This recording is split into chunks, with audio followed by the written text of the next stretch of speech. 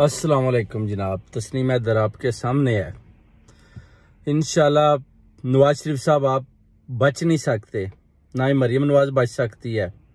आपको पता है कि आपने अरशद शरीफ की जो लंदन प्लानिंग की, वो सब वीडियो मरियम नवाज शरीफ के पास है।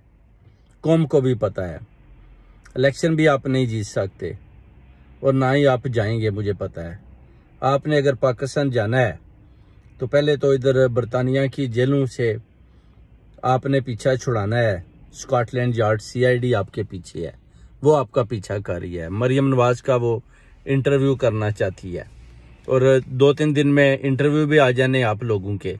फिर आप देखेंगे कि आप बरतानिया से कैसे बच के जाते हैं, क्योंकि ये सारी चीज़ें आपको पता है कि आपके पास हैं। उसका लैपटॉप, उसकी USB, सारी चीज़ें आपके पास हैं। उसके पास जितनी भी वो वीडियोस थी वो सारी मरियम नवाज ने ले ली हैं।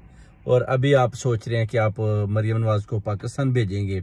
ये कभी भी पॉसिबल नहीं हो पाएगा जब तक आप लोगों ने अरशद शरीफ के कत्ल और इमरान खान पर जो कातलाना हमला किया उससे आप बरी नहीं होते।